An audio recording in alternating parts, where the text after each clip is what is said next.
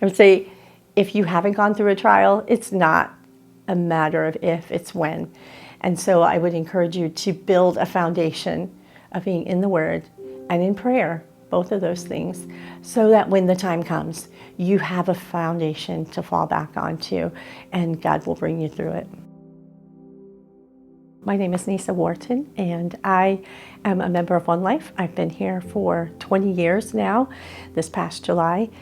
I am on staff. I'm the admin assistant and try to keep everything moving smoothly and love on people while I'm here at work. I'm a mom. I have 2 kids. I have a 27-year-old daughter and a 23-year-old son. They both live in Kansas City, Missouri, and go Chiefs. And they're great, serving the Lord, and been a single mom here for a long time, and very thankful for all that God's done here through this church in my life. 20 years ago, my husband passed away very suddenly, and my kids only have one grandparent, and she lives here, and I knew I needed to be close to my mom. So we uprooted our life. We sold our house of 20 years and brought my 7-year-old and 2-year-old to a town that I swore I would never move to, and I came here, and I searched for a few months, different churches.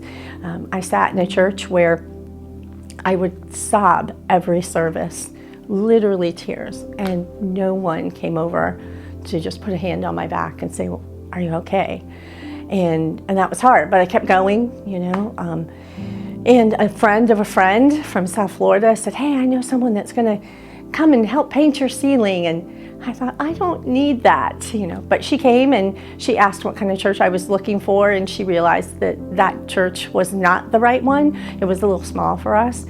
But she had a friend that she thought her church might be a good fit.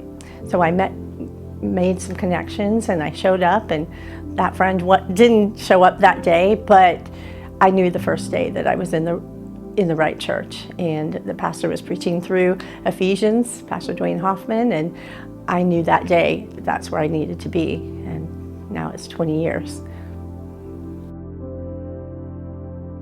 The one thing that really touched me was that I would show up once every 3 weeks. Life had just fallen apart.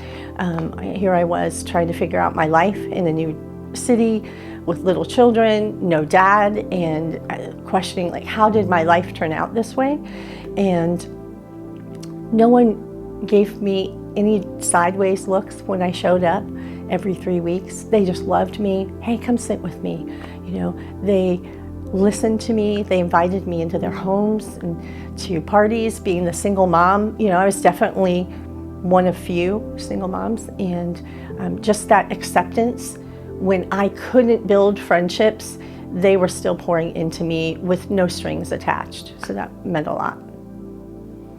I depended on so many people just for advice over the years. I went into a discipleship relationship with Jana Flynn, and her kids were, I think at the time, high school and maybe going into college, getting married, and I admired the way the Flynns parented, and I was happy to join that relationship. It took us 1.5 years to get through that.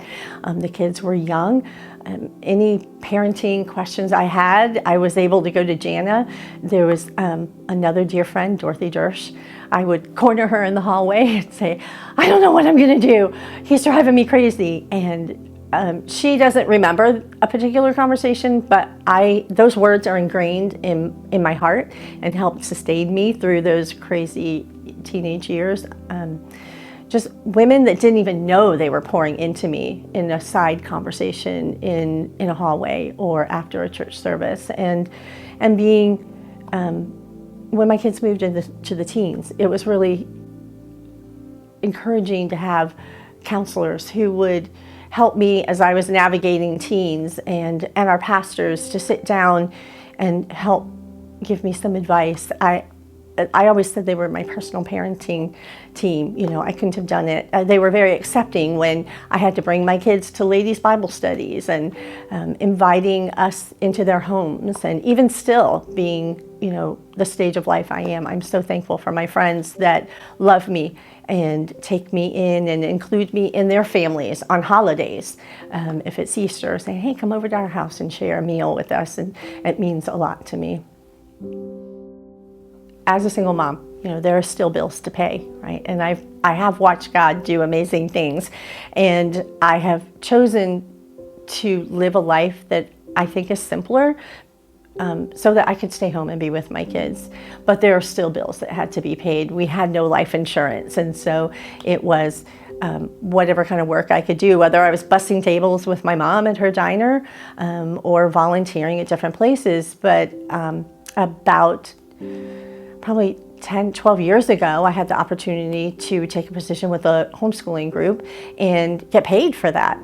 And it was really cool because I got to learn a lot of different skills, and I moved up through that and became an area manager for part of the state of Florida. And I had a team that I was mentoring, and God gave me so many skills. I didn't go to college, so I had all these things of how to develop people and meet goals, strategic goals and all that. That was really incredible. And then I had the opportunity to come on staff at One Life.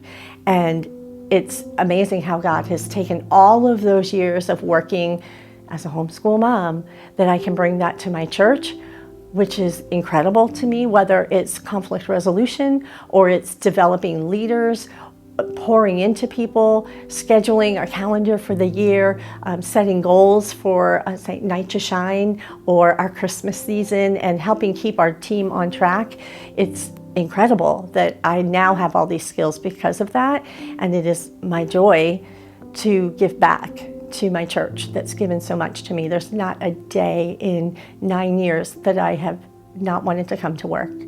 And it's my joy when people come through my office and need something. I can help them figure out their church app, or I can help a ministry leader be the best ministry leader, help grow their team, whether it's help plan a meeting or order them their pizza for their lunch, and helping our staff grow and develop in new ways. And it's exciting. There's always something happening, and I'm so thankful that God has given me purpose, because one of the challenges of this season in my life is getting older. And I have gone kicking and screaming into my 50s and not wanting it to happen. But it gets here. We don't have a choice. Not always about my body falling apart, because that is happening too, but what will I do? How do I stay relevant in a church that's getting younger and younger? One day I will be the older church secretary. You know, how do I keep up, and how do I go gracefully and still have purpose and pouring into people's lives? And that's been emotionally challenging. And so I'm thankful for God gives me lots of opportunity to keep pouring into people. I try to focus on that. It's a strange thing. I was mentored by women like Jana and Dorothy and Amy, and suddenly I realized people were asking me those kinds of questions, and I thought, wait, where's Jana? You're supposed to ask her. And I became someone.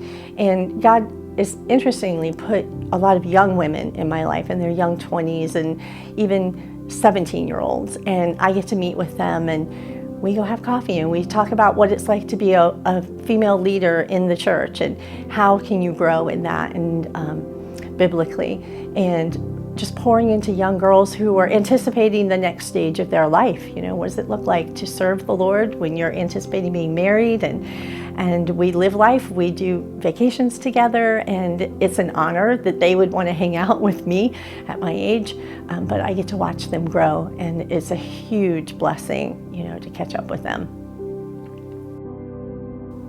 The season before my husband died was really rough in our marriage. It was very hard, and we went through a lot of really difficult things, and I really wanted to honor God as a wife, and how to honor my husband even though the situation was very difficult. And so I was thankful for some close friends who helped guide me along the way, and just love him in spite of his choices. And I was thankful that God moved my heart a day before he died to say, pick up the phone. I was bitter and I was angry, and I felt him say, you need to call him. And I just called and said, hey, I want you to know I love you. And those were the last words I said to him. And at 5 o'clock, like the next morning, I got the call that he'd taken his own life.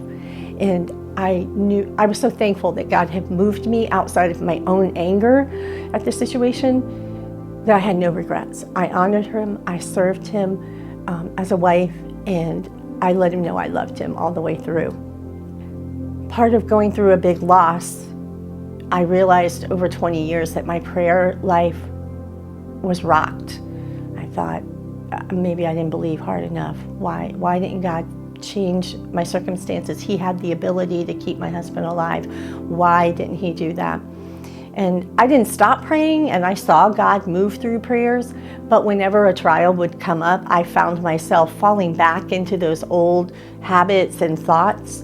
And so I had to work through, do I trust God's goodness? And I think no matter what the trial is, just remember, God is on the throne. This wasn't a surprise to him. He is walking right there with you. Hope that he has good things for you, though you may not feel it, and what you may be going through doesn't feel very good.